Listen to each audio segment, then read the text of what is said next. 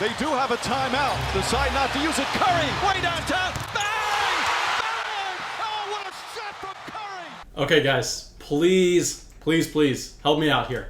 Okay, so obviously we're not going to have a basketball for a couple days. Obviously, we are not going to have that many things changing. So go down to the comment section, or more importantly, if you're watching this as the premiere right now, hashtag premiere gang. Let me know what videos y'all want to see over the next few days. I had this video idea. Well, we're going to go through and we are going to look at players compared to their average draft position and their season-long finishes right now, and try to determine if we think that they are going to be able to get back to what we had projected for them before the season, because they have been disappointing. And outside of that, I really don't know what else we can talk about. So please, anything y'all want, go down to the comment section and let me know. Give me some ideas.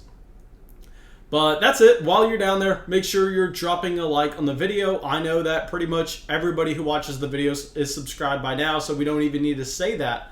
Let's just get into this and let's talk about some players that have drastically disappointed us so far this season, and if we think they're going to be able to turn it around.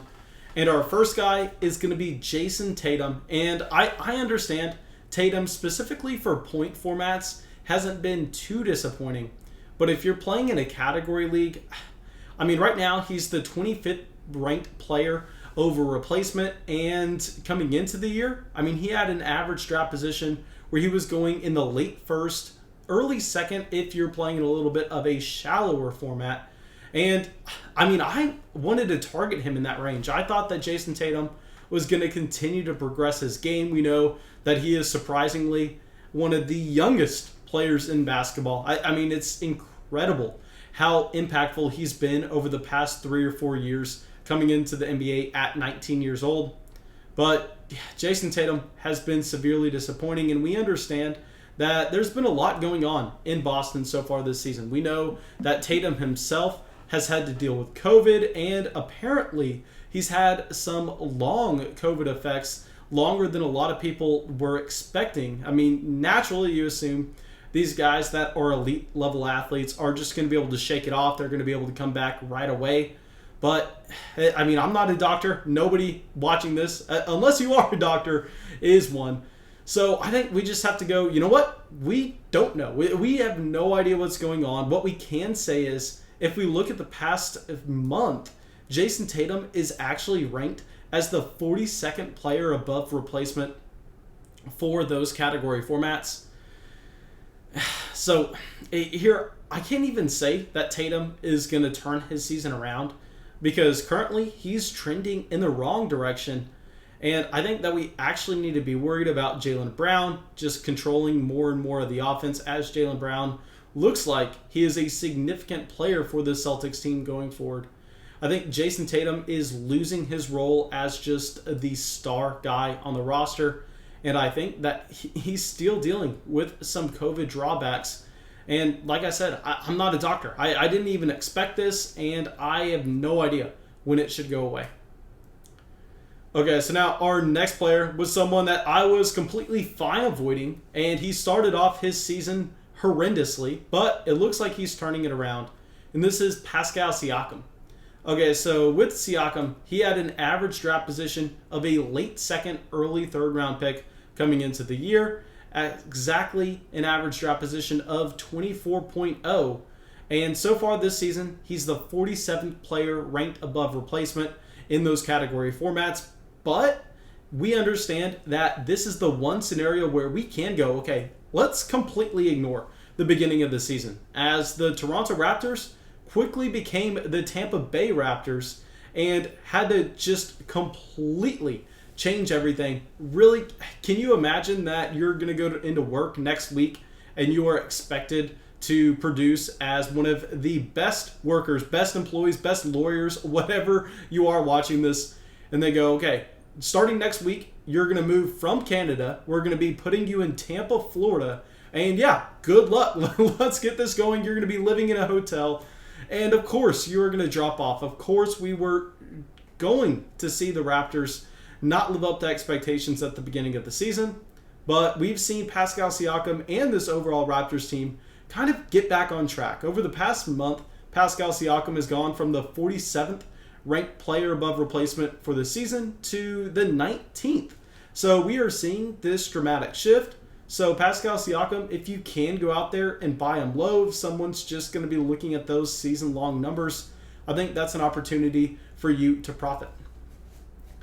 Okay, so now our next player, surprisingly, has been a major disappointment for category leagues. If you're playing in a points format, he's a little bit better there, but regardless, he's been disappointing. This is Ja Morant, who is going one pick after Pascal Syakum in average draft position coming into the year, where Ja Morant was that same late second, early third round pick. He had an ADP of 25. And right now on the season, in those category formats, he's the 83rd ranked player in terms of his value over replacement per game. And it's not trending in the right direction, to be honest, where over the past month, he is ranked as the 105th best player in value over replacement. So Ja Morant, I know that we've been getting questions a lot in the premiere with what to do with him, and generally I've been trying to tell y'all to trade for Ja Morant, as we know that, I mean, he can easily be a top 10 player in the NBA very soon. I mean, he has shown through his first 2 seasons that he is going to be the face of the NBA for a very long time. I mean, he has so much potential. He's already fantastic, and we know he's an elite level athlete. But I think possibly the potential and the name value alone has exceeded what his true fantasy value is. Because I know a lot of people, even people who own Ja Morant, are hearing these numbers right now and they're questioning them. They're going, Mason, are you sure that is correct? And yes, it is. I mean, with Ja, his efficiency has not been where we are expecting it to be coming into the year. And also, we know that he's really not going to be giving you anything with rebounds, and on the defensive end, he's not stacking up any statistics at the same time. So, pretty much we're looking at him as a player that's giving you assists, and he's giving you points, and outside of that, you're not getting anything. And that can be fine for a points format. I mean, yes, those high scores, guys like who we projected Devin Booker to be coming into the year, can still be effective there. But Ja Morant, especially in the category format, someone that I'm going to be looking to try to sell just because I think you can cash out with his name appeal. All right, so now let's go to someone else who started off the season a little slow, and right now, I mean, he fits this mold of having a bigger name than his real fantasy value. This is Donovan Mitchell, going right after where Ja Morant went in drafts coming into the year. He had an ADP of number 26. So here we are covering Siakam at 24, Morant at 25, and Donovan Mitchell at 26. Funny how this entire range has been disappointing so far this season. And if we look at season-long numbers, specifically for those category formats, Donovan Mitchell has been disappointing because of his field goal percentage being much lower than we wanted. But even for those point formats, I mean, he's not coming through with a ton of volume that can outweigh the loss in efficiency. Where on the season, he's currently ranked as the 55th player in terms of value over replacement. And if we look at the past month, it's 46th. What I will say with Donovan Mitchell is A, we see him trending in the right direction. Obviously, that's something that we want. And B, we know that he's going to be playing on a team that really wants to lock up their seed for the playoffs, because they do not want to be going up against the Lakers and the Clippers. They would prefer to have the Clippers and the Lakers on the other side of the bracket. That way they only have to play one of those teams in the conference finals. So I'm not worried about Mitchell being sat during the fantasy basketball playoffs. I'm not worried about a minutes restriction or anything, especially considering the fact that he is very young and we have seen no history of that so far. So with Donovan Mitchell, I know that he kind of fits the mold of a Ja Morant, where we're coming out here and saying his fantasy value up to date hasn't lived up to his name brand. But in the case of Donovan Mitchell, I'm going to be wanting to hold him because we know that he should be seeing a ton of action in the fantasy basketball playoffs. All right, so now let's go to a player that's been playing on one of the best basketball teams to watch over the past month, but himself, he has not been stacking up statistics. This is Deandre Ayton, who came into the year with an ADP of 29. So he was that second, third round pick, mainly going in the third round. And on the season, he's the 58th ranked player in value over replacement. And over the past month, even with the Suns being one of the best basketball teams in the NBA, he has not been able to change this at all, where he's actually the 66th ranked player over the last month. And I'll say with Ayton, he's actually someone I prefer in a category format over a points league, where we know, yes, he's not going to have range. I mean, he's not going to be coming through with any type of shooting production. But at the very minimum, what we've seen from Deandre Ayton, and one of the reasons why he's been disappointing in fantasy, is he's playing smarter team basketball. I mean, he has been very selective with the shots that he has decided to take. He is letting Devin Booker, he is letting Chris Paul really run the offense through them, and Deandre Ayton's just doing what he can to help this team win basketball games.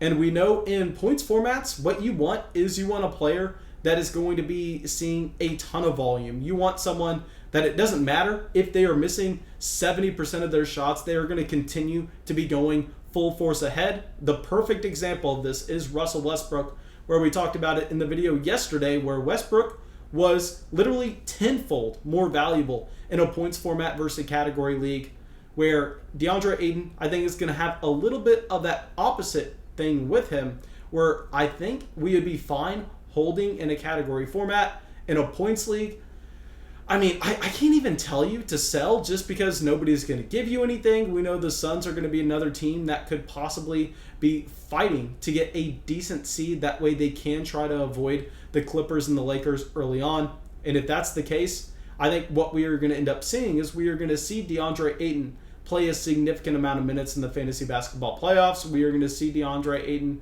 go out there and play back-to-backs. Also, extremely young, so we know we like that with a player to continue to develop. So I'll say Ayton probably going to have to be a hold for us regardless of the league format. Okay, so now let's get into our last player, and this is someone that at the beginning of the year was exciting, but I mean, he has completely fallen off. John Wall, right now, I mean, he is the 103rd player in value over replacement per game on the entire season. And if you look over the past month, while John Wall hasn't played an insane amount of games, he is the 156th player in value over replacement, and that's per game. That's not even total ranking. And John Wall had an ADP of 50 coming into the year. So I think what we say here with Wall is we go, you know what?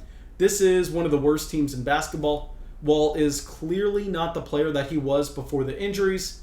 And I don't see a path for this to get much better. I mean, even if they do go out there and trade away Victor Oladipo, I mean, the Houston Rockets are just going to have a very hard time scoring the basketball. And when that's the case, I would rather avoid the guard position, especially someone that's not going to be playing a ton of games, where, yes, we can say we can find value on this roster. I'm fine going with the big man like Christian Wood, because we know not only is he going to be putting up shots, but at the same time, he's going to be grabbing a ton of boards. But we can't say the same thing here with John Wall. All right, now, thank you guys. I really hope y'all enjoyed this video. I really hope y'all got something from it. As always, if y'all did, go down there, drop a like, leave a comment, subscribe to the channel. It helps us out a ton, and I will see y'all with the video tomorrow.